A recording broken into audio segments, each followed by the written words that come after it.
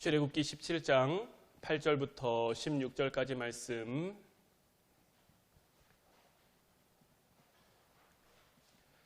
제가 여러분들에게 봉독해 드리도록 하겠습니다. 그때에 아말렉이 와서 이스라엘과 르비딤에서 싸우니라. 모세가 여호수아에게 이르되 우리를 위하여 사람들을 택하여 나가서 아말렉과 싸우라. 내일 내가 하나님의 지팡이를 손에 잡고 산 꼭대기에 서리라. 여호수아가 모세의 말대로 행하여 아말렉과 싸우고 모세와 아론과 훌은 산 꼭대기에 올라가서 모세가 손을 들면 이스라엘이 이기고 손을 내리면 아말렉이 이기더니 모세의 팔이 피곤하매 그들이 돌을 가져다가 모세 아래에 놓아 그가 그 위에 앉게 하고 아론과 훌이 한 사람은 이쪽에서 한 사람은 저쪽에서 모세의 손을 붙들어 올렸더니 그 손이 해가 지도록 내려오지 아니한지라. 여호수아가 칼날로 아말렉과 그 백성을 쳐서 무찌르니라. 여호와께서 모세에게 이르시되 이것을 책에 기록하여 기념하게 하고 여호수아의 귀에 외워 들리라. 내가 아말렉을 없이 하여 천하에서 기억도 못하게 하리라. 모세가 제단을 쌓고 그 이름을 여호와 니시라 하고 이르되 여호와께서 맹세하시기를 여호와가 아말렉과 더불어 대대로 싸우리라 하셨다 하였더라. 아멘. 오늘 이 시간에는 기도를 통해 역사하시는 하나님이라는 제목 가지고 함께 은혜 나눌 때에 하나님의 크신 사랑과 은혜와 축복이 사랑하는 우리 화원 성도님들 모두에게 충만히 임하기를 주님의 이름으로 축원해 드립니다. 오늘 말씀은 이스라엘 백성들이 광야의 여정 중에 아말렉이라는 족속과 전쟁을 하게 되는 장면이에요. 오늘 이 전쟁이 일어나기 전에 어떤 일이 있었느냐? 르비딤이라는 곳에 이 이스라엘 백성들이 이르렀고 이 르비딤에 이르렀을 때에 굉장한 절망감에 사로잡힌 적이 있어요. 왜 이들이 이러한 절망감에 사로잡혔느냐? 마실 물이 없었거든요. 그러자 하나님께서는 모세를 통해 반석에서 물이 나오게 하셨어요. 지금도 그 르비딤으로 추정되는 곳에 가면 저 바위가 모세를 통해 물이 나왔다라고 이렇게 추정되어지는 그 바위예요. 뭐 여러 가지, 저기는 광야지대고 이렇게 물이 많지 않은 곳인데 굉장히 많은 물이 흘렀다라는 그 과학적인 어떤 추론과 근거들이 굉장히 많이 나오고 있어요. 한번 여러분들 생각해 보세요. 출애굽한 이스라엘 백성들의 수가 대략 200만 명 정도 되는데 200만 명 정도 되는 사람들이 물을 마시려면 얼마나 많은 물이 있어야 할까요? 더더군다나 200만 명 되는 이스라엘 사람들만 먹는 게 아니라 그들이 데리고 나온 가축들도 함께 물을 마셔야 하니 굉장히 많은 물이 저 바위를 통해 이스라엘 백성들에게 공급된 거죠. 수백만 이스라엘 백성들의 목마름을 단번에 해결한 이 반석은 예수 그리스도를 상징하는 거예요. 우리 모두의 죄를 단번에 용서하신, 그래서 우리 영혼의 목마름을 해결하신 예수 그리스도를 상징하는데 그들이 이렇게 하나님의 은혜로 하나님의 기적으로 물을 마시고 있는 약간 한숨 돌리는 그런 상황에 오늘 본문 8절 말씀이 시작되고 있는 거예요. 그때에 아말렉이 와서 이스라엘과 르비딤으로 싸우니라. 그러니까 여기서 말하는 그때는 어떤 때입니까? 이제 이스라엘 백성들이 광야에 들어와서 굉장히 목이 말라 힘들었는데 하나님의 은혜 가운데 충분히 마실 물을 마시고 해가를 하고 조금 이제 한숨 돌리려고 하는 그때에 아말렉이 와서 이스라엘과 르비딤에서 싸우게 된 거죠. 이 르비딤이라는 곳은 원래 굉장히 큰 오아시스가 있는 지역이에요. 그런데 이 시기에 굉장히 큰 가뭄이 있어서 그 르비딤 오아시스에 있는 물이 다 말라버린 거예요. 물이 말랐으니 그곳을 찾는 사람들이 드물고 인적이 없는 거죠. 그런데 어떻습니까? 하나님의 은혜와 하나님의 기적으로 반석에서 물이 나왔어요. 그것도 물이 조금 나온 것이 아니라 굉장히 많은 물이 나와서 200만 명 이상 되는 이스라엘 백성들의 그 목마름을 해결했단 말이에요. 이렇게 물이 나왔다는 소문이 그 주변에 퍼지겠습니까? 안 퍼지겠습니까? 이 반석에서 물이 나왔다는 소식이 다른 부족, 다른 족속들 귀에도 들리기 시작한 거죠. 그러니까 이 아말렉이라는 족속이 이 물을 뺏기 위해 이스라엘 백성들을 공격한 거예요. 이 아말렉이라는 족속은 굉장히 사막의 도적 같은 그러한 족속이라고 보시면 돼요. 어디 한 군데에 정착해서 살아가는 것이 아니라 여기저기 옮겨 다니면서 약한 부족들의 약한 부분을 공격해서 재물을 뺏고 이런 것들을 빼앗는 그러한 족속이 이 아말렉이다란 말이에요. 항상 풍요가 있는 곳에는 그것을 노리는 약탈자들이 많게 마련인 거죠. 그러니까 우리도 우리의 삶 가운데 무언가 좀 풍성해지고 풍족해졌다면, 무언가를 좀 소유하게 됐다면 그때 오히려 더 우리는 조심할 수 있어야 하는 거예요. 오늘 말씀도 보세요. 이 아말렉의 공격 타이밍이 굉장히 절묘합니다. 이스라엘 백성들이 이제 르비딤에 도착해서 목마름을 좀 해결하고 한숨 돌리려고 하는 그 찰나에 이 아말렉 족속이 이스라엘을 공격해 온 거죠. 이스라엘 백성들이 얼마나 놀랐겠습니까? 앞서 말씀드린 것처럼 이 르비딤 반석은 예수님을 상징하는 거죠. 반석의 물은 예수님 십자가의 은혜를 우리들에게 의미하는 거고요. 우리의 삶 가운데, 우리의 영적 전쟁 가운데 마귀가 공격해오는 그 타이밍이요, 굉장히 절묘합니다. 굉장히 뜻밖에도 우리가 은혜를 충분히 입었을 때, 우리가 충분히 은혜를 얻었을 그때가 마귀와 사단이 우리를 공격해오는 그 절묘의 타이밍이 되는 경우가 굉장히 많아요. 이렇게 고약한 타이밍이 없는 거죠. 그래서 고린도전서 10장 12절 말씀을 보면 그런즉 선줄로 생각하는 자는 넘어질까 조심하다라고 우리에게 경고해 주고 있는 거예요. 은혜와 축복의 때 그 바로 직후에 영적인 전쟁이 벌어지는 경우가 굉장히 많고 그때 넘어지는 사람들이 의외로 굉장히 많은 거죠. 그러나 또 어떻게 생각하면 이때에 아말렉이 습격해 온 것이 또 하나님의 은혜이기도 합니다. 왜냐하면 이스라엘 백성들이 한창 목마름으로 힘들어하고 있을 때 아말렉이 쳐들어왔으면 어떻게 됐을까요? 그들이 목마름으로 인해서 많이 지쳐 있을 때 아말렉이 쳐들어왔다면 지금보다 훨씬 더 난감한 그런 상황이 벌어졌겠죠.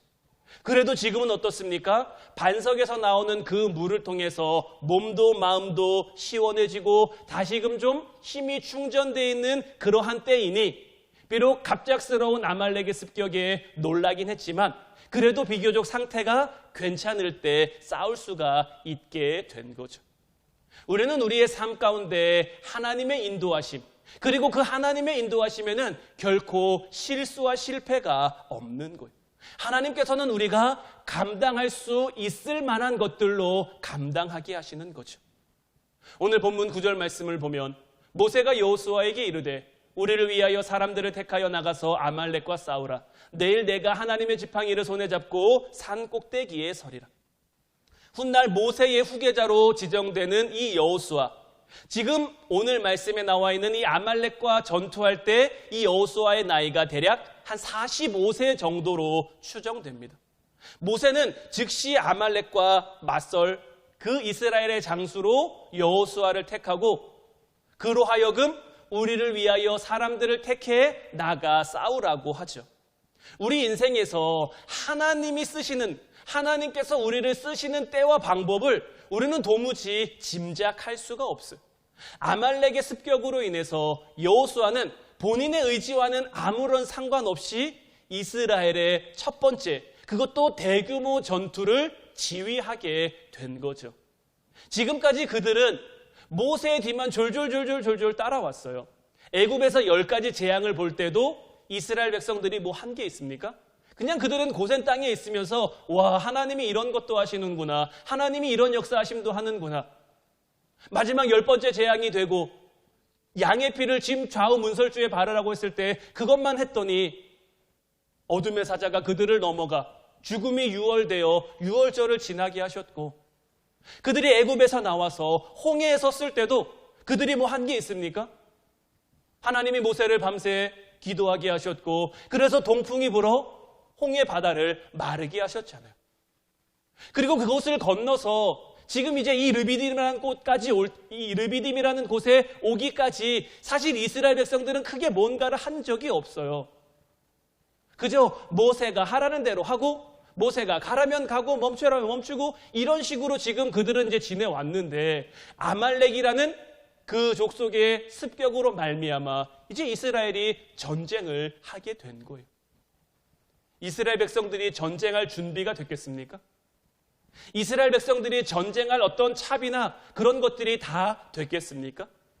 여호수아 역시 마찬가지로 자기가 이 대규모의 전투, 여호수아는 원래 뭐 하는 사람입니까? 모세의 수종을 드는 그냥 모세의 수종이란 종이란 말이에요. 모세를 돕고 모세와 함께하는 그런 사람인데 자기가 갑자기 나가서 이스라엘 백성들을 데리고 전쟁에 임하게 됐으니 하나님이 그를 쓰시는 그 때와 방법을 우리가 도무지 알 수가 없는 거죠.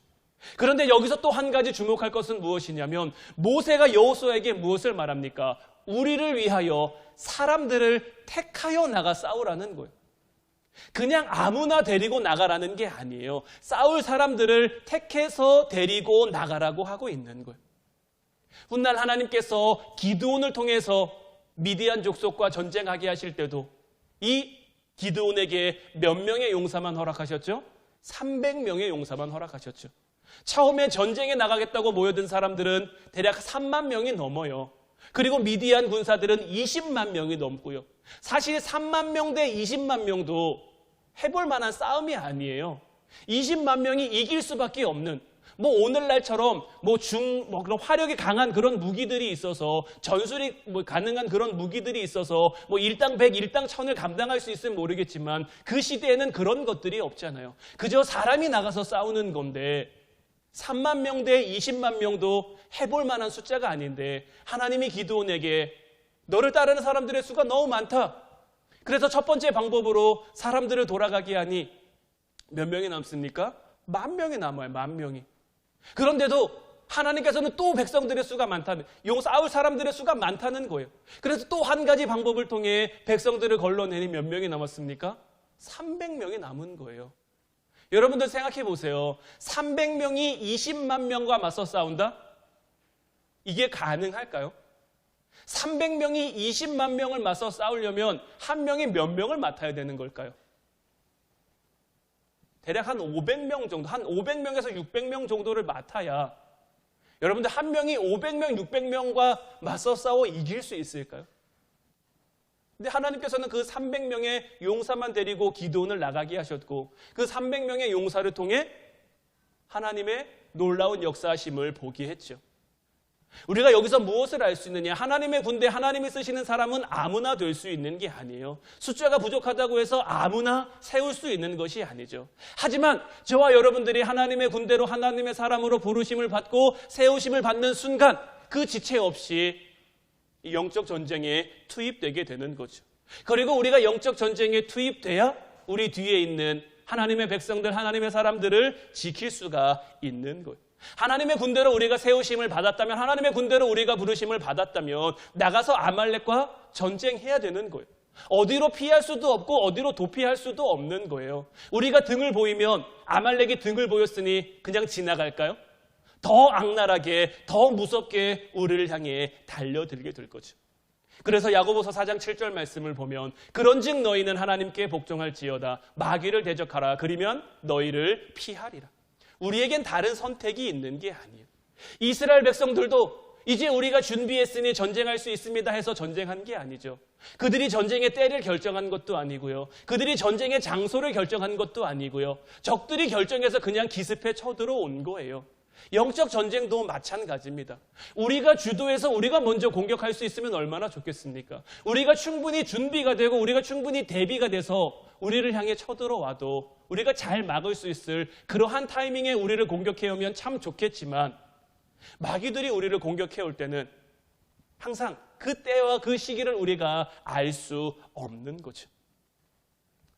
이렇듯 이제 모세는 여호수아로 하여금 사람을 택해 데리고 나가 싸우라고 했고 그리고 그 시간 모세는 무엇을 하겠다고 합니까? 내가 하나님의 지팡이를 손에 잡고 산 꼭대기에 서겠다라고 했죠. 산꼭대기는 그 전황이 훤히 보이는 그러한 곳이죠.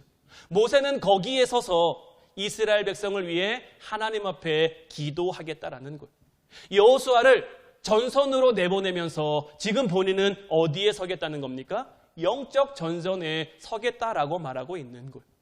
보이는 육의 세계와 보이지 않는 영의 세계는 굉장히 긴밀하게 연결되어 있다는 것을 모세는 잘 알고 있었던 거죠. 싸우러 나가는 여호수아도 반드시 필요합니다. 하지만 그 뒤에서 기도로 영의 세계에서 싸우는 모세의 지원도 반드시 필요한 거예요. 그리고 이 두 가지는 우리의 삶에 우리가 반드시 깨달아야 할 우리의 삶의 비밀이기도 한 거예요. 우리는 이 세상을 살아갑니다. 하나님은 우리로 하여금 이 세상을 살아가게 하셨어요. 우리에게 허락된 삶의 자리에서 우리에게 허락된 역할들을 감당하게 하셨단 말이에요. 그리고 각자 자리에 여러분들을 다 보내신 거죠.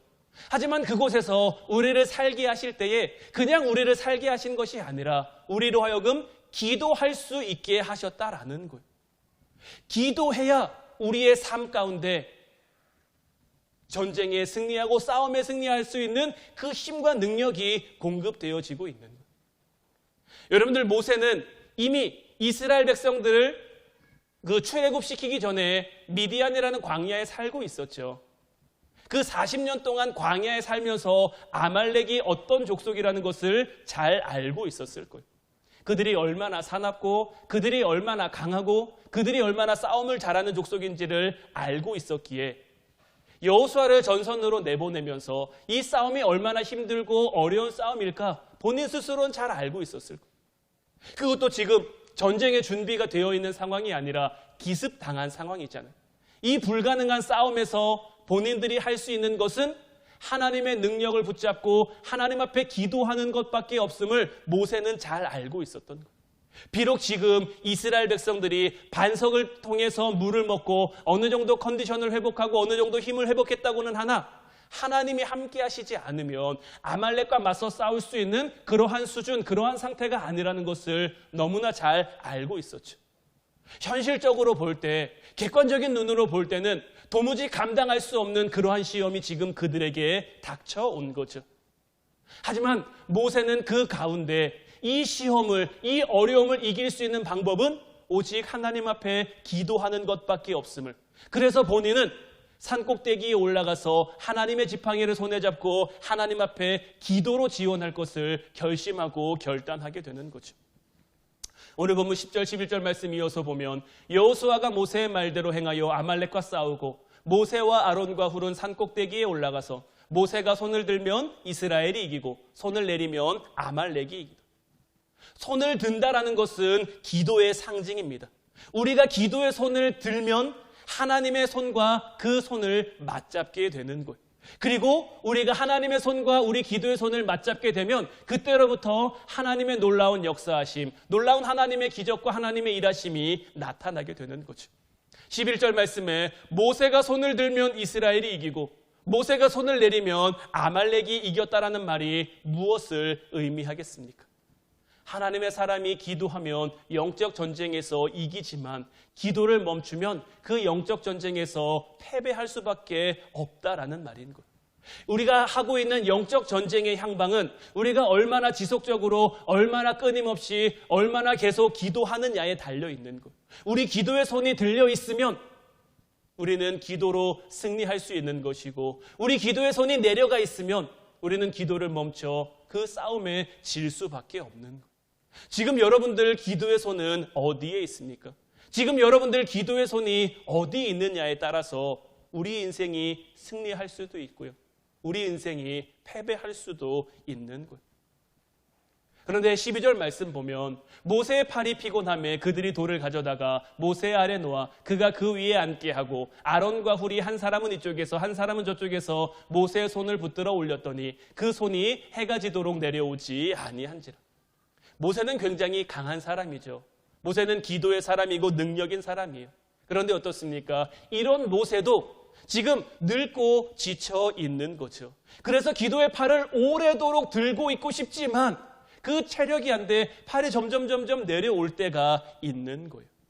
하나님의 능력에는 한계가 없지만 우리 사람의 힘과 능력에는 한계가 있을 수밖에 없는 거죠. 따라서 우리 옆에는 그를 도와줄 아론과 훌과 같은 기도의 동역자들이 반드시 필요한 거예요.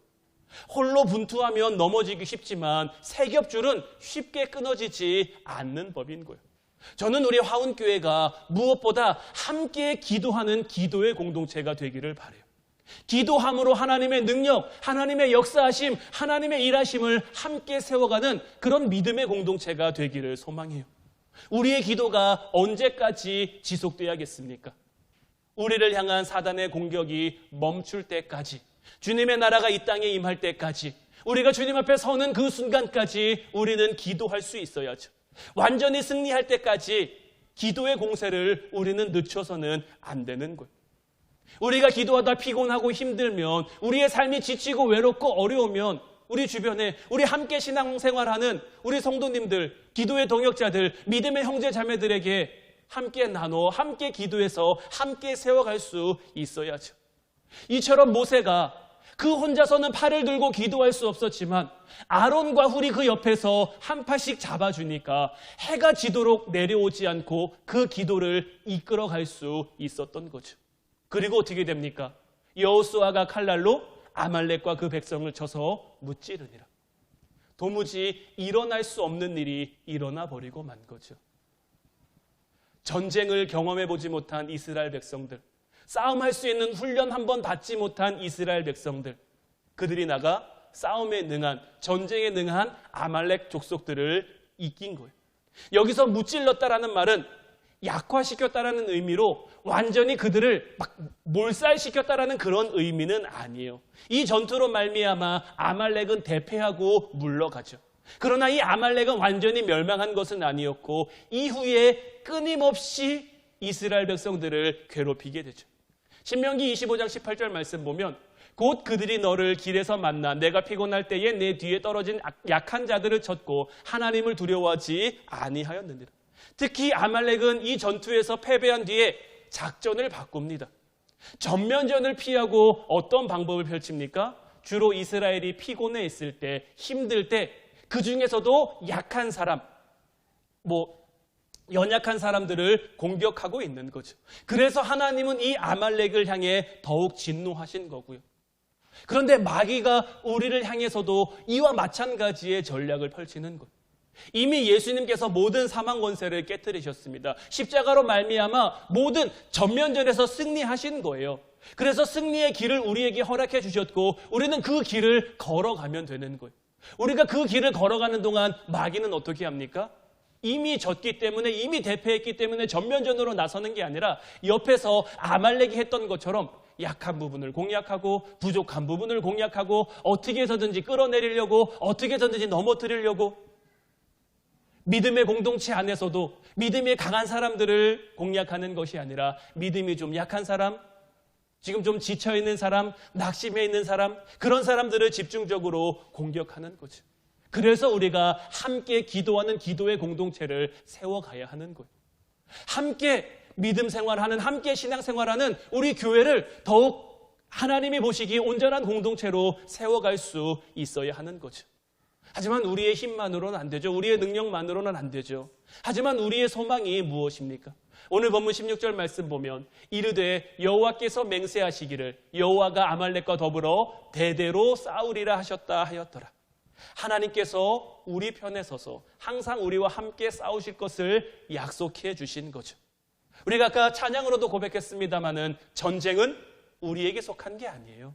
전쟁은 오직 하나님께 속한 거예요. 물론 그 전쟁에 우리가 참여해 있습니다. 우리가 그 전쟁 가운데 있습니다. 하지만 그 전쟁에 이기고 지고의 향방은 우리에게 달려있는 것이 아니라 하나님께 달려있는 거예요. 하나님이 이기게 하면 이기는 거고요. 하나님이 지게 하면 지는 거예요. 그 가운데 우리는 무엇을 깨달아야 합니까? 오늘 이스라엘 백성들이 어떻게 이겼는가를 깨달아야죠. 오늘 이스라엘 백성들은 어떻게 이겼습니까? 모세가 기도의 팔을 들므로, 기도의 손을 들므로 이겼다라는 것을 우리는 잊지 말아야 하는 거죠. 따라서 우리는 우리의 삶 가운데, 믿음 가운데 기도하며 강하고 담대하게 주님이 우리에게 허락하신 그 길을 담담히 온전히 묵묵히 걸어가면 되는 거예요. 그러면서 오늘 보면 14절 말씀에 나온 것처럼 여호와께서 모세에게 이르시되 이것을 책에 기록하여 기념하게 하고 여호수아의 귀에 외워 들리라. 내가 아말렉을 없이하여 천하에서 기억도 못하게 하리라. 하나님께서는 모세로 하여금 이 전투의 내용을 기록해서 여호수아의 귀에 외워 들리라고 하셨는데 그 이유가 어디에 있을까요? 하루 종일 지금 전투에 참여하고 돌아온 여호수아와 그 전쟁에 참여했던 이스라엘 백성들은 자칫 자기들이 잘 싸운 게 아닐까 하고 착각할 수도 있어요. 자기들이 잘 싸워서 생각보다 아말렉이 약한데 이렇게 생각할 수도 있는 거죠. 그런데 그 뒤에 모세의 기도가 있었음을, 기도의 팔이 하나님의 팔과 연결되어 그 하나님의 능력이 자기들 가운데 임함으로 자기가 전투에 승리할 수 있었음을 기억하고 깨닫고 알라는 거죠. 그리고 이제 여호수아는 앞으로도 오랜 전쟁을 펼치게 될 거죠. 가나안 땅에 들어가서 그 가나안 땅을 정복하기까지 많은 전쟁을 치르게 될 텐데 그때마다 무엇을 기억하라는 거예요? 전쟁의 향방은 얼마나 잘 싸우느냐에 달려있는 것이 아니라 우리가 지금 기도하고 있는 기도의 손이 하나님의 손과 맞닿아 있는가? 우리의 기도의 손을 하나님께서 붙들어주고 계신가? 여기에 달려있음을 여호수아로 하여금 온전히 깨닫게 하기 위해 오늘 이 말씀, 이 전투의 기록을 그의 귀에 외워 들리라고 하신 거죠. 저와 여러분들의 삶을 향해서도 마찬가지인 줄로 믿습니다. 오늘 말씀이 정말 여러분들의 귀에 외워 들리기를 소망해요. 우리의 기도가 하나님께 닿아 있으면, 우리의 기도를 통해 하나님이 역사하시면 이 땅 가운데 하나님이 이루시지 못할 것 없고 하나님에게 불가능은 없고 하나님이 하시지 못할 것은 없고 따라서 우리가 그것을 얼마나 믿으며 살아갈 수 있느냐. 우리의 기도를 통해 하나님이 역사하신다는 것을 우리가 얼마나 믿으며 나아갈 수 있느냐. 그때를 위해 오늘을 기억하라고 우리 주님께서는 말씀하고 있는 거죠. 이제 기도를 통해 역사하시는 주님을 온전히 신뢰하며 믿으며 그 기도 가운데 나아가는 여러분들 되시기를 주님의 이름으로 축원해 드립니다. 우리가 믿으면 믿음대로 되게 돼 있어요. 우리가 의지하면 의지한 대로 하나님이 우리를 붙들어 주시게 돼 있어요. 이스라엘 백성들 강해서 오늘 전투에서 이긴 게 아니잖아요. 능력이 많아서 오늘 전투에서 이긴 게 아니잖아요. 부족한 가운데 연약한 가운데 할 수 없는 그런 상황임에도 불구하고 그들이 하나님을 믿고 의지하고 기도했더니 하나님이 그들의 기도를 통해 이루어 주셨던 것처럼 여러분들도 여러분들의 삶 가운데 때로는 힘들고 때로는 어렵고 여러분들이 할 수 없을 것 같은 그러한 상황 가운데 놓이고 처하게 되는 경우들이 있죠. 그때 나는 할 수 없지만 우리를 통해 역사하실 그 하나님을 기대하며 그 하나님을 소망하며 우리의 기도를 통해 역사하시는 그 주님께 나아가는 저와 여러분들 되시기를 주님의 이름으로 축원해 드립니다. 우리가 기도하면 이루신다라는 그 믿음의 고백들이 이제 저와 여러분들의 입술을 통해 고백되어지는 놀라운 역사들이 많이 만들어지기를 주님의 이름으로 축원해 드립니다. 기도하겠습니다.